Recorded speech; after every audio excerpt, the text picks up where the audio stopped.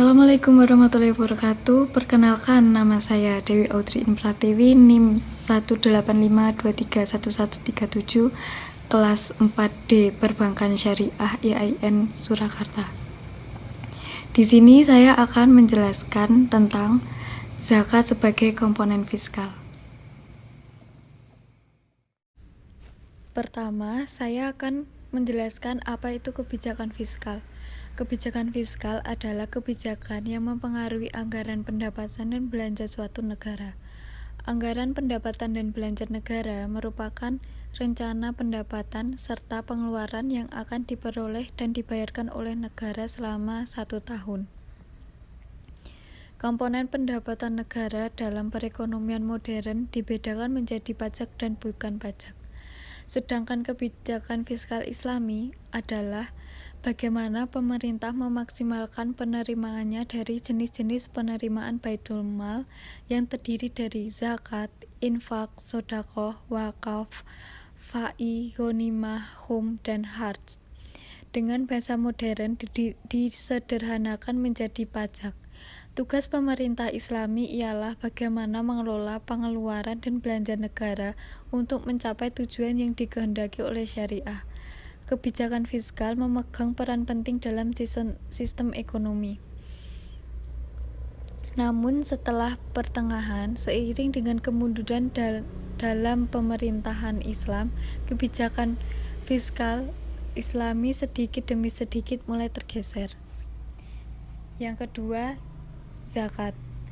Menurut terminologi syariah, zakat berarti kewajiban atas harta atau kewajiban atas sejumlah harta tertentu dan dalam waktu tertentu.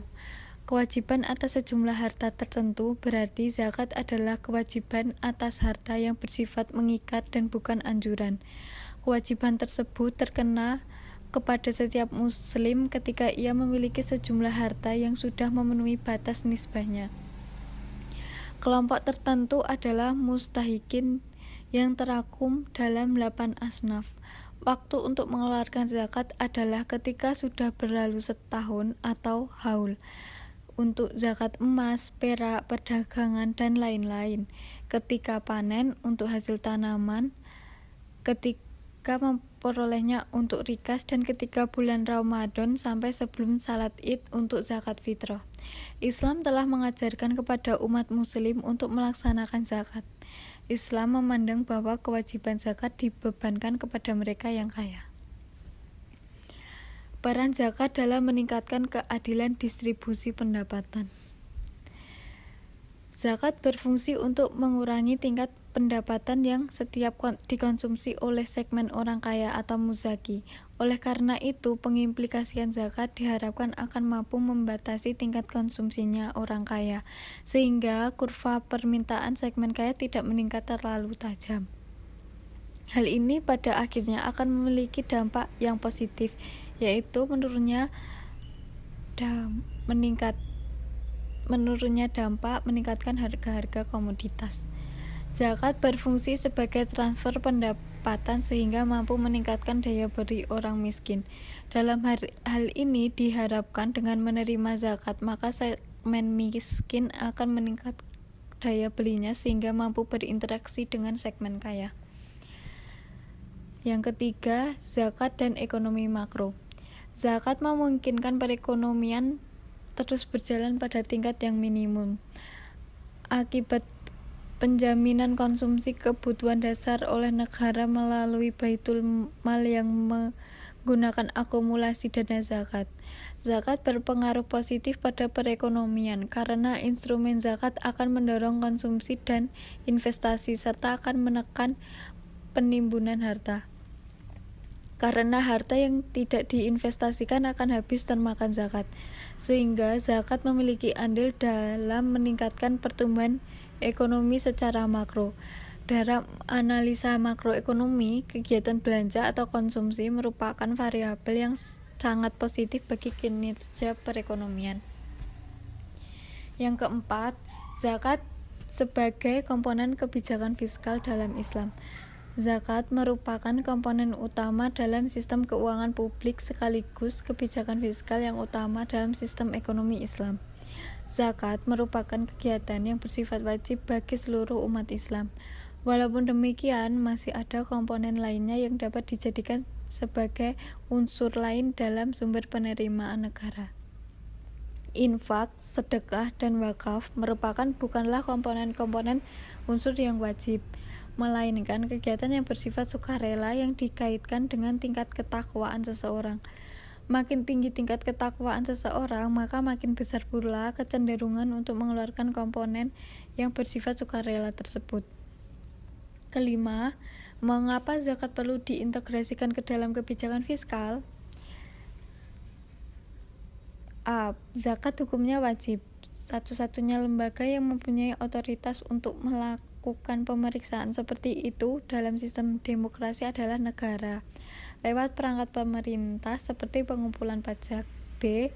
Potensi zakat yang dapat dikumpulkan masyarakat sangat besar. C. Zakat mempunyai potensi untuk turut membantu pencapaian sasaran pembangunan nasional. D. Agar dana zakat dapat disalurkan secara tepat, efisien, dan efektif sehingga mencapai tujuan zakat untuk meningkatkan taraf hidup masyarakat. E. Memberikan kontrol kepada pengelola negara. Keenam, potensi zakat sebagai komponen fiskal. Zakat merupakan instrumen fiskal yang memiliki potensi sangat luar biasa. Potensi zakat ini jika digarap dengan baik akan menjadi kekuatan pendorong pemberdayaan ekonomi umat dan pemerataan pendapatan. Ujung dari semua itu akan bermuara pada meningkatnya perekonomian bangsa. Potensi zakat Indonesia mencapai 100 triliun per tahun. Kalau dibandingkan dengan era APBN 2011, jumlah tersebut hampir mencapai sepertiga dari alokasi dana belanja Kementerian Negara dan lembaga pemerintah yang mencapai 395,2 triliun. Jika potensi zakat tersebut 2 kali lebih besar dari alokasi Kementerian Pekerjaan Umum yang memperoleh alokasi anggaran tertinggi dalam era APBN 2011. Jika seluruh potensi zakat terkumpul maksimal, Indonesia mungkin tidak harus melakukan pinjaman luar negeri untuk menutup defisit anggaran belanja. Jika bisa tergarap secara maksimal, kestabilan ekonomi akan terjaga. Ketujuh, pelaksanaan zakat apabila menjadi instrumen kebijakan fiskal di Indonesia. A. Pengelolaan. Zakat akan dikelola oleh pemerintah dengan membentuk kantor pengelolaan zakat atau Dirjen Zakat yang berada di bawah naungan Departemen Keuangan. B. Penghimpunan. Penghimpunan zakat bisa dilakukan kerjasama dengan BMI atau Bank Muamalat Indonesia dan Bank Syariah. Sedangkan ujung tombaknya adalah LAZ atau Lembaga Amil Zakat dan BAZ atau Badan Amil Zakat. C. Pendayagunaan. Dana zakat yang menjadi instrumen kebijakan fiskal di Indonesia tetap didistribusikan kepada 8 asnaf yang berhak menerima.